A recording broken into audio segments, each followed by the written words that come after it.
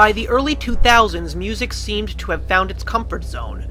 A world of beautiful people, catchy hooks, and a lot of celebrity gossip. This was clearly not the image of rock and roll, let alone heavy metal. The music videos and even traditional television programs were replaced by interactive voting, judge panels, and reality. The average person wanted nothing to do with depth or substance at this point. If you wanted the latest music sensation, it was your job to make somebody out of nobody. The sheer foundation of rock music was knocking on death's door. Even radio stations were changing their format, letting go of anything that resembled rock music only to compete for ratings and public appeal. While there were bands like the White Stripes, Coldplay, and Maroon 5 bursting onto the scene, they were all hanging by a thread of what rock music used to be. Dream Theater, now beyond their peak in popularity, felt it was time for another change. This time, it would not be a force through management, but a sign of the times. It was time to go back into the studio and go in the opposite direction of the modern music trend.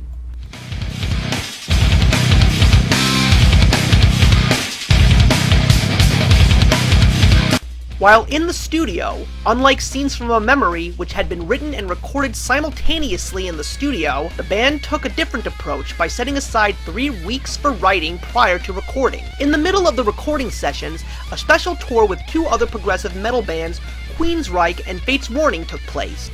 In 2003, Dream Theater released their 7th album, Train of Thought.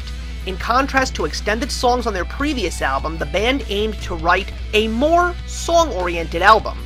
This new sound was a harsher and darker sound. They obviously had no intentions of following the trend, and the best way to accomplish it was to go darker. The lyrics in the songs were also a major statement.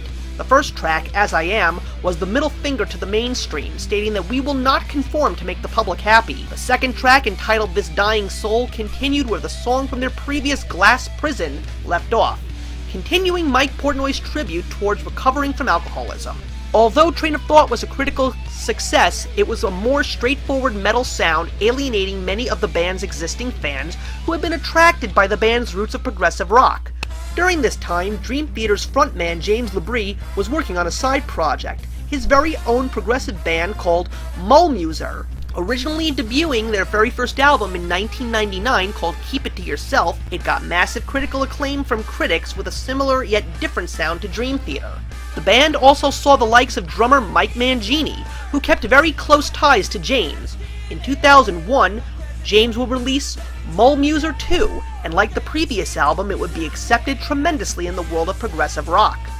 Dream Theater would continue to tour after the release of Train of Thought, including a tour headlined by Yes, one of the founders of progressive rock and a very admired band by Dream Theater. Dream Theater continued to tour with their so-called An Evening with Dream Theater shows.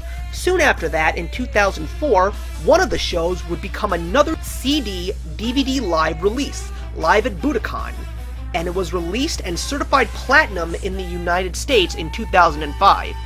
As the previous albums had done, Train of Thought would be no different. The final track on the album would end on a hanging note, which would state to the fans, "We will be back sooner than later." I never wanted. 2005 saw the release of Dream Theater's 8th studio album, Octavarium, and took the band's sound in another new direction. Once again, fans would see the continuation of Portnoy's 12-step saga through the track The Root of All Evil. Sacrificed Sons would be a tribute to the 9/11 terror attacks. The highlight of the album would be the self-titled track, a 24-minute epic rivaling A Change of Seasons. Unfortunately, the album would split the fanbase down the middle. With all of the experimentation that Dream Theater had taken post-Metropolis Part 2, fans were unsure of what to make of Octovarium. Would this be a new progressive sound, or would Dream Theater go back to the roots that they had originally created? What was for certain was the major landmarks that Dream Theater would see that year. Octavarium was the last album under their 7-album deal with Elektra Record, the company that absorbed East West. The band would be one of the headliners on the pilot tour of one of the most mainstream heavy metal annual tours to date. Celebrating the band's 20th anniversary, they joined the metal godfathers Dave Mustaine and Megadeth on Gigantor. In the wake of the tragic death of former Pantera guitarist Dimebag Darrell, Dream Theater, accompanied by all of their fellow touring band's lead vocalists, played a one-time cover of Cemetery Gates as an encore. Dream Theater left Gigantor a few days before it ended to begin their solo 20th anniversary tour. Their final stop was Radio City Music Hall in New York City on April 1st, 2006, and became their third live DVD release to be certified platinum in the United States on October 11th, 2006. At the same time, James LaBrie went back to his solo projects and released his very first album under his own name, called Elements of Persuasion. Fans of Dream Theater would discover this album in the most unusual way. At this point in time, the music industry was hunting down those who were bringing free music to the masses. After the decline of Napster and iTunes rapidly developing a user base, there were those who still didn't want to give up the cash. Elements of Persuasion would simultaneously be released next to Octovarium. In an alleged attempt to strike back against illegal downloading, drummer Mike Portnoy intentionally leaked several tracks from Elements of Persuasion, citing them as tracks from Octavarium. This leak led to confusion amongst fans at concerts and even some DJs playing incorrectly labeled tracks. Still, it gave LaBrie's album exposure, and it was a very successful release. I would know this, because I personally fell into that very same trap, and I am now a proud owner of each of these two great albums. Tunnel vision and running speed, controlling my thoughts, obsessing me. For the lady outside the tape. After another long-deserved break and a new contract with Roadrunner Records, Dream Theater went back into the studio to record their 9th album, Systematic Chaos.